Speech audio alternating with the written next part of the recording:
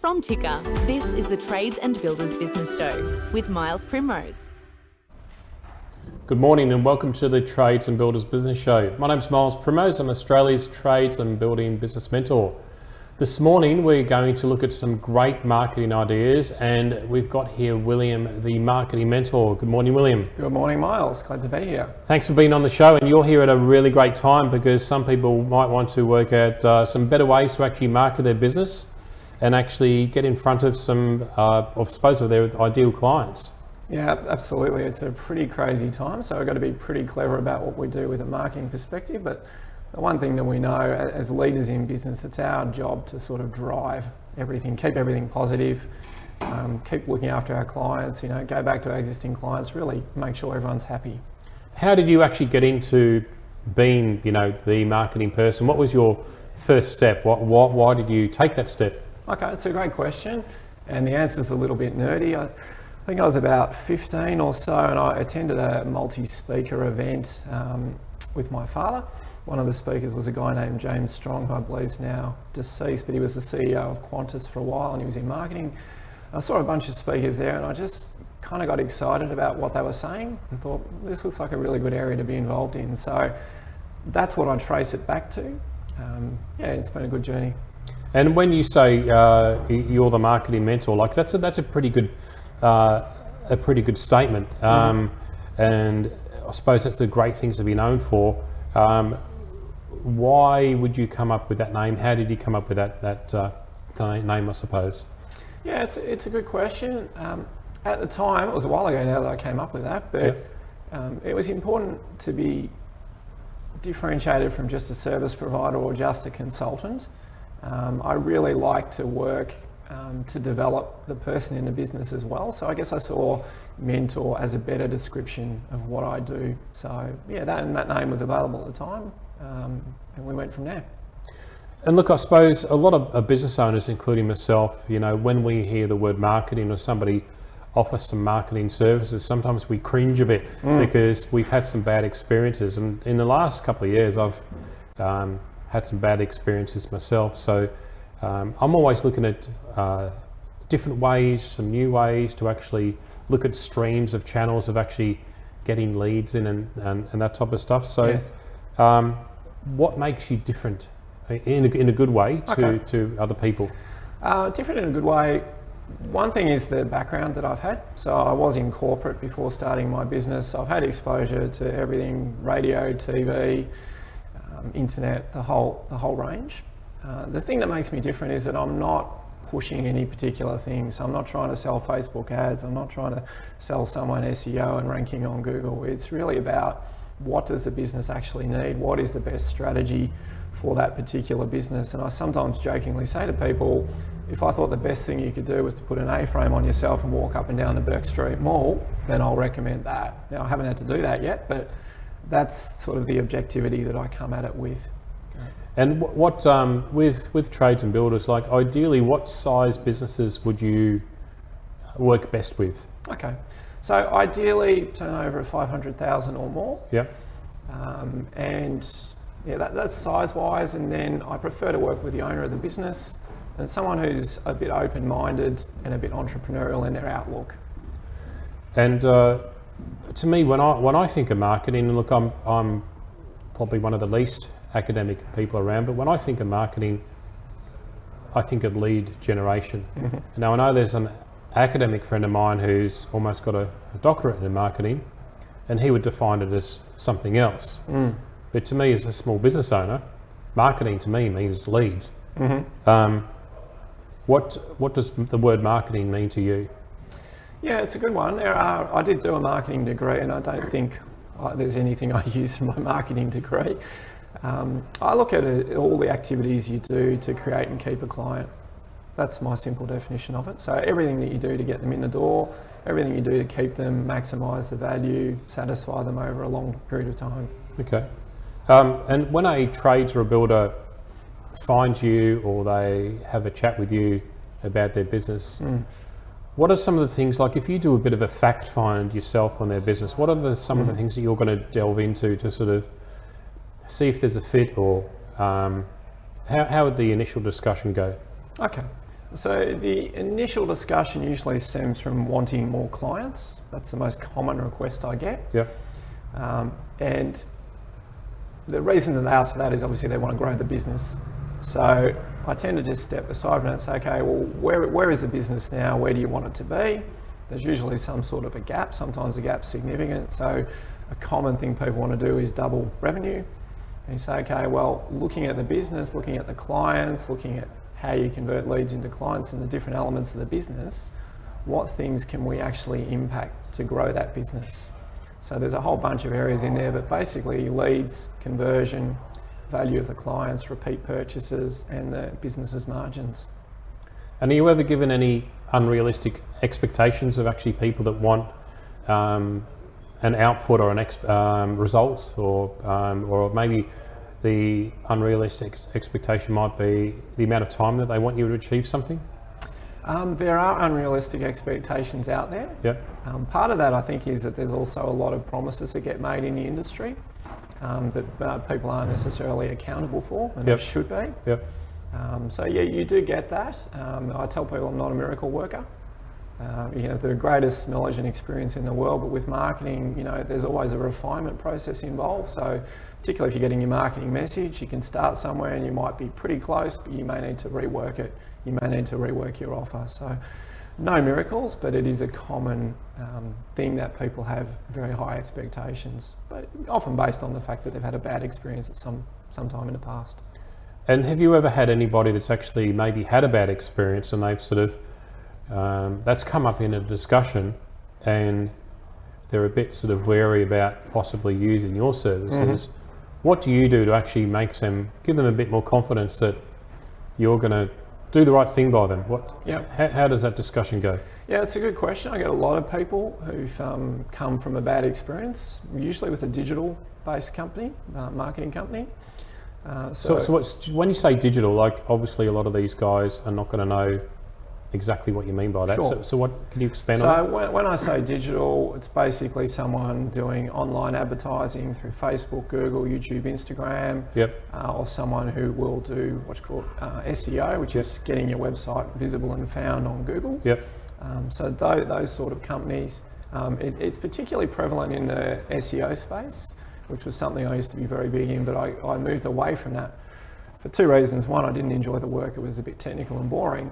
But also I could see that industry had a real reputation problem, and I didn't really want to associate myself with that. So going back to the people that have had a bad experience before, yep. How are you going to make sure that they're assured that, you know, you're going to handle everything the right way? Yep, absolutely. So first of all, I look at their business in a different way. And they realise that once we start the conversation. So I'm not looking to push any particular thing, which I think in itself is a comfort. So I say, well, you know, I'm not looking to sell you SEO or Facebook ads. It's about finding a solution that's going to work to achieve what you want to achieve in the business. Often that conversation hasn't been had previously. So sometimes just that alone is quite reassuring. The other thing that I do when I agree to take a client on is I have performance sort of guarantee around my service, which gives people a lot of peace of mind as well. What would an example of that look like? Just say I could be any type of trades business owner, yep. And I want to get in front of property managers in a real estate business. Mm-hmm. So I've given you a geographic area. Mm-hmm. I've told you like who it is. I've been reasonably good with, I suppose. You wouldn't expect me to come up with something because 100% detailed, or I probably wouldn't be needing your services. But I've told you geographically what I'm after. I'm after property managers that want to have a discussion, yep. And the rest is sort of up to you. What would be the commitment, I suppose, that you would come back to with me? So when we have the conversation looking at the business, we'd sort of say, how many do we need to get? Mm-hmm. So that conversation looks at, you know, if I send you 20 qualified people, yep. How many of those would you convert into a client? Most people will typically say half. Most people's estimates are wrong, by the way, when you're actually measuring. Half, that's pretty good. Yeah, well, half is good. Yeah. But I find that people tend to overestimate their ability to convert leads into clients. So usually I'll dial that back and say, well, what if it's 1 in 4? So what if it's 25%? Yep. So look at how many we need, and that essentially becomes the marketing goal. So very often for a business, when you break it down, you say, okay, you need this number of leads a month to get the number of clients that you want. Yep. So the marketing activity is how much do we need to do to get those 20, 50, 100, whatever the number is, leads into the business. Okay. And what are the different ways that you actually market to people? I know that we connected on LinkedIn. Yes. But if you were to market to trades or builders, that's you marketing to them. Yes. I know that you just explained how you might market for them to other people, but what do you do to actually get yourself known? Okay. So I do a lot of social media posting, but I'd say posting on its own is just sort of positioning and awareness of who you are. I don't see posting on its own as a great client getting thing. What will happen over time though is that, and I've had this quite a lot, people say, oh, I've been following you on Facebook for 5 years. I had no idea. Because sometimes you post on social media and you get cobwebs, other times you get a whole lot of interaction. Yeah. So the posting helps, but what I'm doing more of at the moment is moving into LinkedIn because it's purely a business platform. It's a better quality of interaction in that environment, and I'm looking to directly connect and have conversations with people who I think I can help. And do you get some people saying to you, crikey, I've got so many people sending me messages on LinkedIn, why would I talk to you? Yep. And how do you respond to that? Yeah, it's a great question. LinkedIn in particular, you get a lot of what I'll call canned sales pitches. So someone's just got a copy paste thing and it's about them. Yep. It's never about me as a potential client. It's always about them as a service provider, yep. which the average person's got no interest in. So I look to actually help and have conversations with people first, engage with them around the business and just let them know, look, I'm not trying to sell you anything. I'm in business and we might become, client and supplier at some point. But even if we don't, I still want to provide some value and some help because I know that if I do that, even if you don't wish to become a client or aren't able to become a client or I don't want you as a client, you may refer other people down the track or 3 years down the track, you may be a perfect client for me. So I've got one more question before we go to a break. Okay. And the question is, do you ever get people that actually come to you and they've almost come to you too late in a sense, like their business is in trouble, they need to get some more leads really quickly. Yes. And you could tell in their voice or the way they are that they're desperate for leads. How do you deal with that? Yeah, so the first thing is a little bit like the current, COVID-19 thing we're going through. The first thing you do is you just got to not panic. Yep. So you've got to take a breath, look at all of the information that's there and say, what's going on? It could be that they've got a whole base of clients who could buy some more things from them. Okay. So sometimes their best leads might be internal. Yep. It could be they could get some referrals from their existing clients. It could be in their own network. They know a whole bunch of people who might become clients they've never really thought of. So it's a little bit of detective work and you're just looking and saying, okay, where are the opportunities? What are the quickest wins for that particular person? Failing that, if you're really desperate, then you'd probably be looking at creating a very irresistible offer and getting that out in front of as many people as you can just to get things ticking over with the understanding those clients are going to be worth a lot of money potentially over their lifetime with your So business. in most cases, there's something there that you can work with. There's nearly always something there. Okay, Yep. all right. You're on the Trades and Builders Business Show. My name's Miles Primrose. We'll be back with you very soon.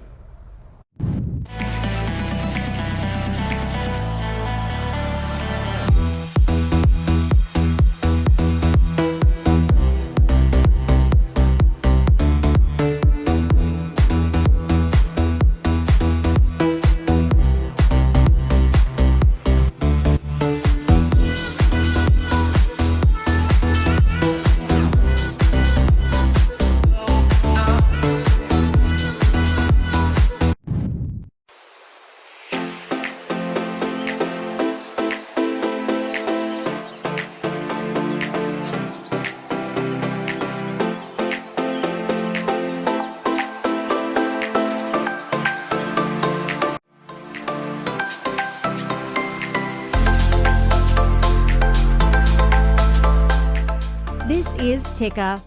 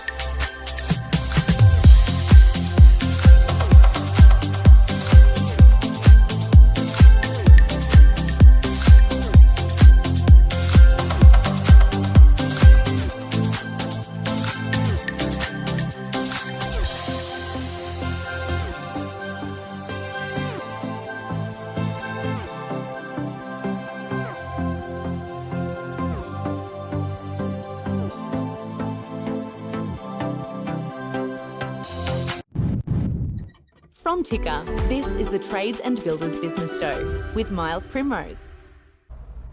Welcome back to the Trades and Builders Business Show. My name is Miles Primrose and we're going through some marketing tips with William, who's the marketing mentor. So, William, one of the questions I've got for you is, if you're going to give some tips to some trades and building business owners, what would they be? And if we could look at 3 stages, if we could look at before the fact that they market, maybe during the marketing process, and actually afterwards. What tips would you give some trades and builders? Okay.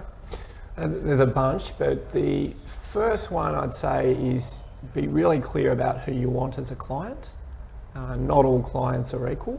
So if we were to take a builder, for example, you could build an inexpensive unit for someone, or you could build a luxury home. So you've got to decide which one it is that you're going to go after, because the messaging that you're using for those different audiences will be quite different. And the more relevant your message to the person, the greater the success that you're going to have with your marketing. So number one is to know who your perfect client is. I don't use ideal, I use perfect. So just with that, an analogy would be possibly an annoying thing for a tradesperson is when they turn up to somebody's house and the homeowner gets them to come inside and they're going to maybe want a quote on a kitchen, but they actually don't know what they want.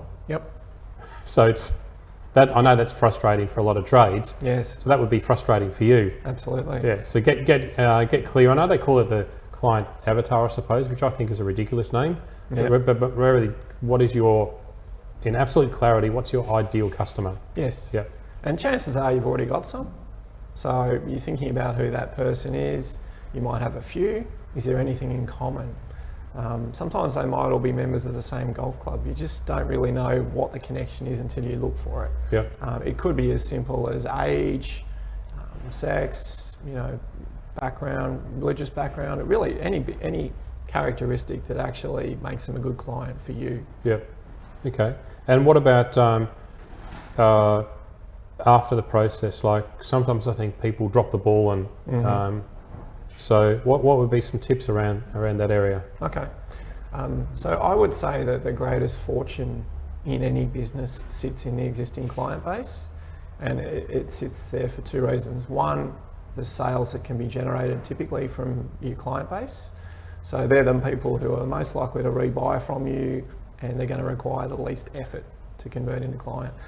The other thing that they can provide is a lot of referrals. So if you've got good clients and you have good systems and things that you can offer your client base, you can actually get a lot of referrals that way. So that is a huge mistake, and that would be the starting point for the majority of businesses. Anyone who's previously purchased from you, odds are they can buy again. If they can't buy again, then they can refer someone else to you. Okay. So the next question is, are you able to, so we're obviously in Melbourne, are you able to work with people all around Australia, and if you can, how does that look? Yeah, in fact I work with people from all around the world. Okay. So I'm based in regional Victoria, just near Daylesford. The way that works typically, I mean obviously we've all got mobile phones, but I use a tool called Zoom, which a lot of people are familiar with, which is a video meeting tool, and you can screen share and do all that sort of stuff. So that works really well. So I'm able to conduct business all around the world just using that simple tool. It works very well. And the other advantage of it is that calls can be recorded. So sometimes I can cover quite a lot of stuff pretty quickly, even in 30 minutes. Quite often people want a recording of that so they can just go back and go over the different ideas. And one of the critical things about marketing to me is a business's mission statement. And look, I mean, our mission is for, you know, if I'm talking to a trades business owner or a builder, I say, look, our mission is for you to be as good at business as you are at your trade. And we have that's the short vision. The full one is, our mission is for you to be as good at business as you are at your trade, thereby giving you the opportunity to see a bigger business future. Do you have a mission yourself for your customers? Yeah, I do, and I must say that's actually a great mission, the one that you mentioned for your business. I really like that. So being a marketer, I'm constantly playing around with mine. The sort of the core philosophy behind what I'm doing in terms of mission is to basically rid the world of bad marketing. So, and I know that I can't personally do all of that, but I can play a part in that. So I get really annoyed and frustrated when I see terrible ads on TV that no one responds to, customer base is being neglected, all those sort of things. They really rub me up the wrong way. So my mission is essentially to do what I can in that space directly with clients, and moving forward, particularly in these unusual times that we're in right now, through online products, membership sites, other things like that that I've got in the pipeline. So one of my questions is, you know, what's the 3 M's of marketing? I assume it's not miles. No, it's not miles. It's not, miles, okay. Miles. Sorry to disappoint you, and you know, we can have some therapy afterwards. It's message, market, media. Okay. And how can you explain that? Break that down. I can, and it's probably the easiest way to understand marketing. So you start off with a market, and that is a group of people who have a problem that we can help them solve, or they have a desire that they, you know, like to fulfill. So all things being equal, a problem is better. And I use the example of a dentist. How many people go to the dentist routinely to get their teeth cleaned and checked as often as they should, according to the dentist? Hardly anyone, from what I understand. How many people go to bed tonight with a blinding toothache in absolute agony, will ring the dentist tomorrow morning and demand to be seen and have it dealt with? So that's the difference between a problem and a desire. So all things being equal, problems are better, but not all businesses solve problems. Sometimes it's desires. You know, desire for a better house. You know, I want a luxury home, for example, because I want to feel like a king. I want people to know that I've made it. You know, I have high status in the world, and all those sort of psychological drivers that sit underneath the surface of people. Okay. I slightly lost my train of thought there. That's okay. We were talking about the 3 M's. And, that's right. Yep. Look, I suppose my next question is, what's changed in marketing, say, over the last 10 years? What would you see some things that have changed in a good way, and some other things that have sort of got in the way? Yeah, so the thing that has changed obviously is technology. But technology, the internet, basically I see as a media. So the 3 M's, the message, market, media. Media is, where am I going to find my clients? So the options now are huge. Facebook, Google, YouTube, Instagram, TikTok, there's a whole bunch of places online. Do you need to be on all of them? No. Okay. So what is it about picking the right one or the right 2 or something like that, or? You're better off to do one well. Yeah. Than do a lot of them inconsistently. But the guideline is, are my clients on there? So if you're accessing a really young demographic, TikTok. If you know you want sort of everyone under the sun, Facebook and Google. It just depends on whether you can access your client base there. If you want business to business, LinkedIn. Have you got a TikTok account? I did have, and I just looked at it and went, I don't need to spend the time on it right now. It's not to say that it couldn't work, but following my philosophy of doing one, well, I've got 2 that I basically Isn't it just another form of taking a video? It is. Yeah. Yeah, it is. It originated out of a site, Musically, which was people sort of lip syncing to their favourite songs. It's huge. It's an entertainment platform, and you can there's a difference between entertainment and marketing to generate activity for your business, and it's important that you make that distinction. So if you want to do it and it's fun, that's fine, but any marketing needs to be tracked. So if you are going to go on TikTok, for example, track it. Are you getting any leads? Are you getting any inquiries? If not, perhaps you don't need to put so much time in it. So if I'm going to engage the services of a marketing business, what are some things I need to be aware of? What am I going to look for? Yep. How do I know I'm actually dealing with the right person? Okay, so ask a lot of questions and expect good answers. Yep. If you're talking to a marketing company, they should be really trying to understand your business.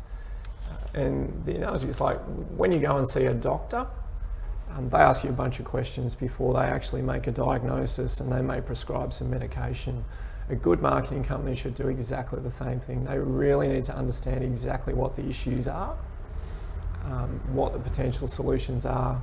The trap to avoid is if you go and see someone and they immediately want to sell you something, or they want to do Facebook ads for you, or they want to offer you SEO, and you haven't really had a conversation about your business, and they don't understand your goals, they don't understand your industry, then run away really fast, because you're about to blow a lot of dough, and I don't want that to happen to anyone.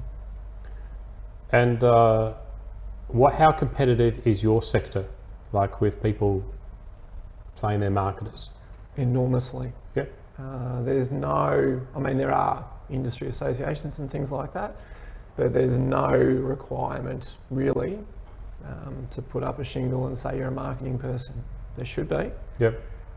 And there's certain knowledge and experience that you need to have, which anyone can gain provided they're prepared to put in the work and the effort. But it's enormously competitive, and there's not much of a requirement from an industry point of view. And what would be some of the differences between a traditional marketing place and a digital marketing place? I know we briefly spoke about digital before, but and then people talk about offline and online, and yes, Yellow Pages doesn't really exist anymore. And no. I know I've got one holding up my monitor, but what would be the differences there? Okay, so offline is basically stuff that's not on the internet. Online is stuff that's on the internet. That's the easiest way to sort of understand them. The differences are, one of the really interesting differences is actually pretty much everyone seems to want to do online stuff because it seems easy, it's relatively cheap. I mean, you can go and set up your own Facebook ads, you can spend $10 a day. I mean, there weren't many options going back 10 or more years where you could advertise your business for $10 a day. Yep. So, those platforms are easy, but that doesn't mean you actually know how to use them. And the interesting thing that comes out of that is, as everyone's going online, people are ignoring all the traditional stuff. And some of it, like television advertising, people aren't paying the same level of attention to anymore. But very few people are sending things in the mail to people. So there's actually, the better marketers right now are actually starting to do more of the offline direct mail in an interesting way to their client base, because there's no competition there. They're getting away from the noise. They're getting away from the noise. And the principle of marketing is to obviously do something different that's beneficial for your clients. And look, I know that when you connected with me in the last month, you probably like me, you probably get a lot of messages on LinkedIn. And I know that your message was, look, it was polite, it was short, it was clear. And I was nearly not going to respond because I get so many. And I'd probably seen your name before, but that was about it. And the other thing also is, look, it was probably the right time of the day that you messaged me as well. So with me, with helping trades, I've got like from probably 2:30 till 6 o'clock, I'm either seeing people or I'm on the phone talking to people. There's a gap in the middle of the day, and early in the morning, I've got other things where I'm doing that. So it came through at the right time, and it was done differently. There's other people that actually, they want to connect with you, and I'm sort of dreading when I click yes. Within a nanosecond, there's a long message that comes through. It just looks ridiculously copy and pasted, I suppose. So, I mean, what I've done in the past, I've got a couple of those people. I said, I know somebody you should talk to, and I connect the two people that want to get you leads through LinkedIn, and I get them to talk to each other just to annoy them. Yeah. Can businesses do their own marketing? Yeah, they can. They can. Should they? In most cases, probably not. Actually, here's a better question. If they're there to seriously grow, should they? Yeah, in most cases, probably not. The job of the owner, in particular of the business, is obviously to look at what they want to do with the business long term. So, you know, if they're building it to scale it or sell it, they should be focused on, you know, managing the business, not being the expert at everything. So this advice would apply to marketing, accounting, managing staff, all those sort of things. You should basically look to supplement your skills with experts in each area. Having said that, you should have some knowledge and understanding of marketing so that you're engaging the right people. Okay. But you also, as a business owner, you know your client base better. Yep. So as a marketer coming into a business, I'm trying to understand the client base, but I do expect the business owner to be the expert on their clients. My job is to actually draw the right information out to create the right marketing. All right. Well, we're going to go to a break. When we come back, we're going to have a look at a video of some tips that you've created. Great. My name's Miles Primrose. You're on the Trades and Builders Business Show. We'll be back with you very soon.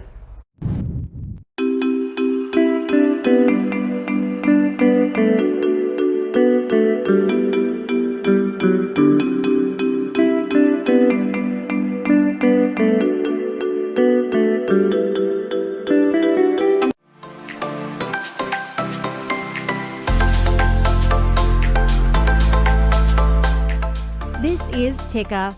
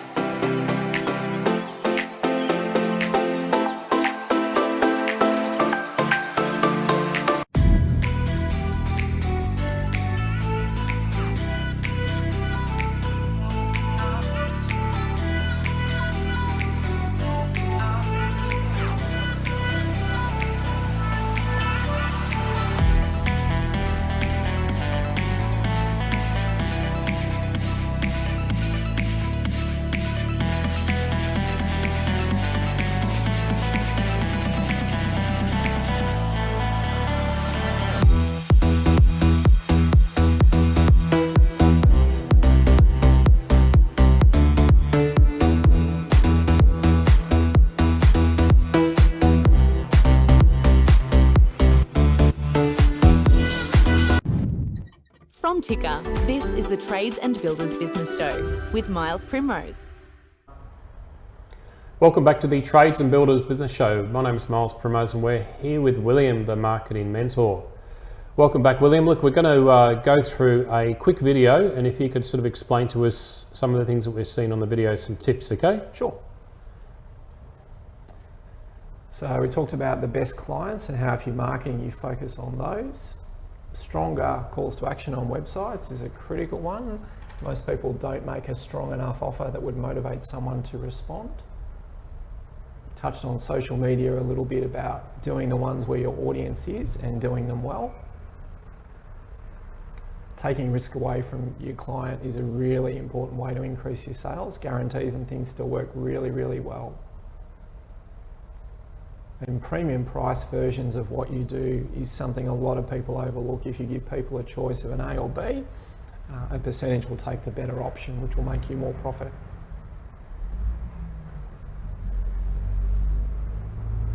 And earlier we also touched on making sure you're looking after your existing client base, because they'll happily rebuy from you over and over. The other thing that's interesting is that sometimes people get confused with marketing and look at specifics, but the psychology that underlies everything applies to selling a glass of water, selling a luxury home, selling a plumbing fix. It really doesn't matter. It's about the psychology of the people that we're working with. And that's the core skill that underlies everything we do from a marketing perspective. So one of the things you mentioned on there was a risk reversal guarantee. Yes. Can you expand on that a bit more? Because that sounds pretty good. Yeah, a risk reversal. So trust is the biggest issue that you have in making a sale. So the trust between the tradesperson and you, or the tradesperson and the potential prospect? Between the tradesperson and a potential client. Yep. So they don't know that much about you, depending on how they found you. If they got a referral, that helps. Mm-hmm. But the biggest risk is, I'm going to give you all of this money. Are you going to do what you say you will do? Yep. How can I be sure?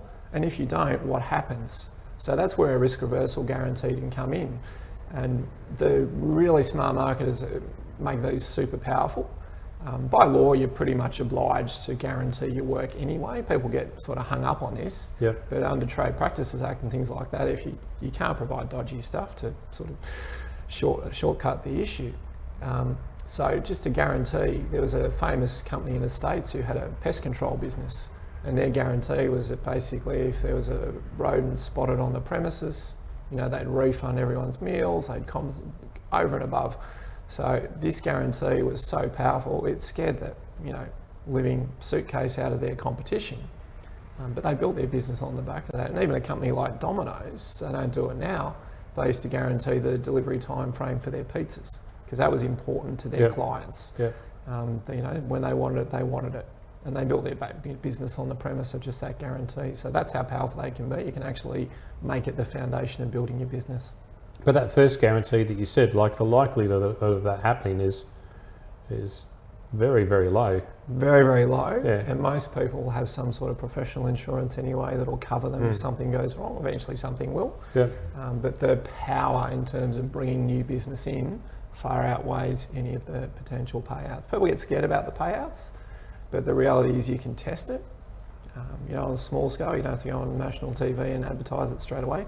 Test it, look at what your refund rate is. If you've got a really bad refund rate, then you've got to look at what you're doing with your product and service, because there's something wrong there that you need to fix. So what is direct response marketing, and how does that differ to conventional marketing? Yeah, okay. So conventional marketing, a lot of people think of advertising, radio, getting your name out there, that sort of thing. The thing about that is it's not overly accountable. It's fine if you're Telstra and you've got hundreds of millions of dollars and you can run ads forever, and eventually you'll build a brand and a name. But the average small to medium business can't do that. So direct response marketing is simply every time we're marketing, we're giving people something to respond to. And that doesn't have to be a discount or anything like that. It could be a free report, could be to enter a competition. It really doesn't matter what it is, but every time there's something that they can actually respond to, which means we can track what's happening with our marketing spend. And is there, people talk about people, processes, systems, and lack of structure in their business. Can you talk about some systems that people can actually use for marketing or for their clients? Yeah. So you've got the key areas. You've got lead generation. So you should have a system or systems. So a system can be as simple as Google Ads, going to a web page either gets a phone call or an email sign up. So that could be a lead generation system. So you want to have several systems generally in each area. You would have a system for when a lead comes in as to how you handle that lead, what you say to them, how you qualify them, how you encourage them to become a client. You would have a system for how you market to your existing client base. You would have a system for upselling or presenting other related products or services to your client base. So everything needs to be systemised. The best in the business obviously is someone like a McDonald's.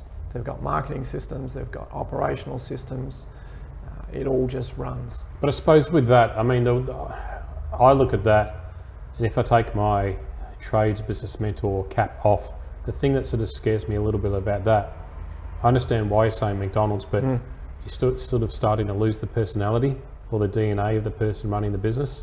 So you've got a way to be able to have the system in place but still get the message across that it's personalised.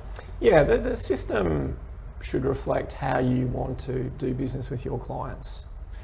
So McDonald's is just a volume, churn them in, churn them out type system. All of the different businesses, even the retail stores, they all have different ways of interacting with people. That's unique to their brand and the way that they want to go about it. So the system should reflect you, but they should be scalable, because I hate to break it to people, but we're not going to be around forever. So if we want our business to live beyond us, it's got to be more than just us, the system. Yep, okay. Now look, if a trades or a builder wanted to look for some more clients today, this month, where would be the best place for them to start looking? Yeah, okay. So certainly you would look at your existing client base and you would say, okay, is there anything that I could or should be offering my existing clients that they might like to buy? That would be the first step.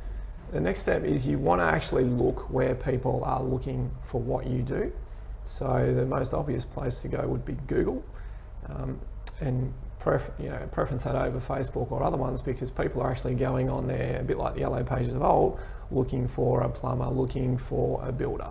So the intent of that person to want to do business with someone is quite high.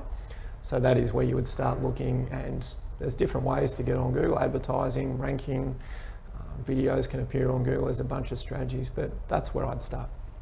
And with what's the difference between marketing, advertising and sales? Yeah, it's a good question. A lot of people get those things mixed up. Some people think that marketing is sales and advertising is marketing. Marketing I see as everything you do to create and keep a client. So it incorporates advertising, it incorporates sales. The other thing I would say is that if your marketing effort is good, so if you're really clear about who your client is and you provide a great offer and a great service that they can respond to, and it's, you take away risk and things like that, you don't have to do as much sales, because you're actually bringing people in receptive to actually buy from you. And look, to me, a lot of people talk about, a niche these days and narrowing your focus. Is that the right thing to do, and when's that best done? Yeah, quite often it is the right thing to do. The reason being that, if you're, let's say you're an electrician and you specialise in fitting out small offices, you're going to stand out compared to any other electrician who's just say, well, actually I specialise in this. It's a bit like you specialise in these particular industries, trades and builders. So often it's the right thing to do, because people will respond to something that appears to be just for them. Okay, and could you niche down too far? Yeah, you could, and lack of sales will tell you. Yeah. You can be too specialist. I should say that you can actually go after different niches within your business, but you can niche your marketing. So you can have marketing aimed at a certain segment, and you can have marketing aimed at a different segment, still serviced by the same business, but in terms of the client, it appears to be different. One thing that sort of I hear, and it frustrates me, is like I've had people previously that say, a painter, I specialise in commercial, domestic, light commercial, and there could be something else. I said, well, you actually don't. And they said, what are you talking about? I said, how can you specialise in 4 things? Yes. A specialist is somebody that focuses on an area. I said, what you've just done is you're just a painter. Yes. And they got a bit frustrated with that. And then when I broke it down and explained it, they said, oh, okay, I can see how that's not working. So you've got to be really careful about what you say, I suppose. You've got to make sure that it makes sense to everybody. Absolutely. In that instance, a way of doing it differently would say, okay, well, we specialise in repainting period homes, something like that. So there would be some expertise, and there's cornices, and there's all sorts of things in period homes that need special attention. So you could become a specialist just in that area. So there's the term WIFM. So explain that, please. Yeah, WIFM. It's the radio station everyone listens to. It stands for What's in it for me. If we've seen anything in the last few weeks with people, bumping grandmas out the way to get toilet paper, it's all about me as a client. Sadly so in some ways, but what's in it for me? When I do business with you, I'm interested in what you can do for me. I don't really care about your business. Sorry, but that's just how a client sees it. What is it that you can do for me? If you put all of your marketing in those terms and focus entirely on the interest of the client, your marketing's going to perform much better. And would you recommend having, for a business owner, it doesn't matter what size, for them to have weekly meetings? Absolutely. In fact, if possible, I'd recommend have a marketing day each week. If you can't do a day, do a couple of hours. Have it locked in to the calendar. So don't view it as an appointment you can shuffle. Obviously, if a relative dies or you have some emergency, you deal with that. But your marketing day is too important to miss it. So do it every week. I know, look, I had a plumber that when I started this 17 years ago, he'd won a contract where they were going to simply lay a lot of pipe for a council for a bit over 6 months. And he was so happy he got this contract, and he put on a few other guys, some as employees and some as subcontractors. Yes. And so to me, one of the questions I ask in my program is, what's more important, doing the work, getting the sale, or doing some marketing? And it is a trick question, and I'll get back to that in a minute. But like literally 3 weeks before this contract finished, one of his employees said, "So, what happens next month?" And he went, I don't know. He ended up having to put off 3 people, which had relied on him. And to me, it's that, getting back to that question, it's about all those things are important: doing the work, doing marketing, and getting the sales. You've got to really structure your week. So as you said, you've got to allocate a bit of time for marketing, whether it's you or somebody else, and allocate a bit of time for the selling processes as well. Absolutely. So in that situation, there's a thing sometimes referred to as the feast and famine cycle. So you get a bunch of clients come in, you get really busy, you forget about marketing, then those clients drop off for whatever reason, then all of a sudden you go, oh God, I've got to do some more marketing. What you need to have is you need to have a marketing system that's running the whole time, bringing in leads. If it brings in more than you can handle, that's a good problem to have. You can be picky in terms of what you do, or you can look at scaling your business. You have options at that point. But if you don't, then you've got to go around and create the momentum every single time. And that's pretty difficult to do. So how do you create a situation where your marketing is different? How are you going to stand out? What are you going to do? Okay, it's a good question. So the number one strategy that I believe, or this is more of a mindset.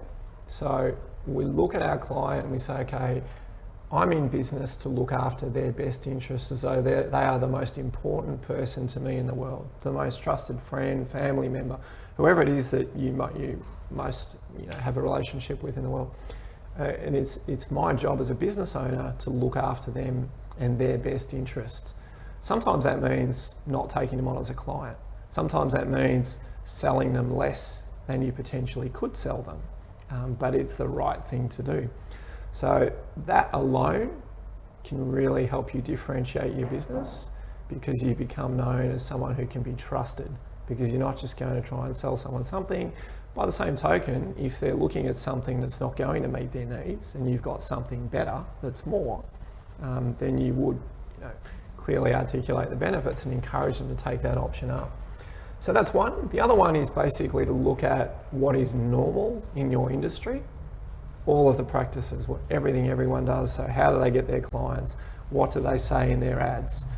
What do they do when they go and do the job? Look at all of those practices and be really honest and say, are these practices just accepted because they're industry norms and they've been around forever? Or are they actually good for the client? Many times you can differentiate yourself by doing the exact opposite. So we've got a few more questions to go before we wrap up. But Yes. one of the questions is, have you made some simple or small changes in a business where it's had a major impact in a positive way for a trade or a building business owner? Yep. This is a commercial services business, and I can't name the business just because of confidentiality, but they had quite an aggressive goal. They wanted to go from 1 to 5 mil revenue, and when looked at it, it was obvious that there was a certain type of client who could spend a lot more money with their business and was a lot more fun to do business with and would stay around a lot longer. So all we did in that instance was say, okay, we need to refocus our marketing on these perfect clients. We don't need to do a whole lot of things. We just need to have a few conversations each month with these clients. And we used offline marketing in that instance with some telemarketing follow-up. So they didn't need to do the Google ads or the Facebook ads or any of that sort of stuff. And they're on track to hit that goal, and we'll probably exceed that goal just from that change of who they were marketing to. Okay, so a small change made a big difference. Massive difference. So if you were to talk about how somebody might actually leverage somebody else's network, how does that work, and how do you get the trust to use somebody else's network? Yeah, it's a good one. So that's one of the easiest strategies you can do is to get a whole bunch of clients, is to have a relationship with someone who has a relationship with a whole bunch of clients that you would like to get. And obviously you've got something that's not competing. So you've got to go and say, okay, well, this person's built their relationship with this group. They're trusted. They don't want to do anything to jeopardize that relationship. Every single thing that they do should enhance that relationship.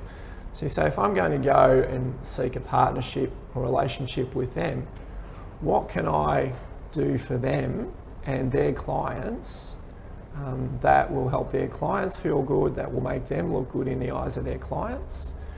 And that's the starting point. So it's about making sure that everyone benefits, because you're getting introduced to trusted connections, and the risk, the risk if you do something that damages a relationship, it affects them probably more than it affects you. You don't get the new clients, but they've lost their relationship that they've built up over a period of time. So critical that we think from their perspective and say, okay, how can I enhance their relationship with their clients? And there's almost always a way. So we've got time for 2 more questions. Okay. One of the questions is, if somebody was going to use your services, how do you charge? How does that work? Okay. So majority of people start off with a 3-month engagement, and there's a fee for that, which I discussed with the client at the time. But prior to that, we just have a conversation. So I want to know if I can help them, if they're a good fit for me, and I want them to do the same thing with me. If I don't feel right for them, they don't like me for whatever reason, I don't mind, I'm a big boy, don't make the decision to go ahead. So we have the conversation, we look at some ideas. If the conversation goes well, then I'll make an offer to become a client, as I said, with a guarantee associated with it, and we go from there. Most relationships continue beyond that, but the initial 3-month time frame is really necessary to get stuck in, understand the market, get the marketing message right. And how would you respond to a trades or a building business owner that was a little bit unsure to start off with about potentially using your services? Yep, good question. So one thing that I do with a lot of people is I'll do an initial paid call. Yep. With 100% money back guarantee. So it's a 1-hour call. It's almost like a sample, but it's a paid sample. And the reason it's paid is that if you don't pay something, you don't seem to pay attention. Yep. So I want someone to pay something, but at the same time, at the end of the call, no one's ever done it, but if they feel like it's a waste of time, they have their money back. So that's an easy way to get started. And there's no sales pressure in that environment. It's not one of those free strategy calls where they're trying to sign you as a client. It's 100% help with their business. Okay. So that's an easy way to get started. All right, well, thank you very much for your time on the show today. It's been a pleasure. Thanks for having me on. I'm Miles Primrose. You've been watching the Trades and Builders Business Show. You've been getting some great marketing tips from William, the marketing mentor. We look forward to seeing you Tuesday next week. Thank you.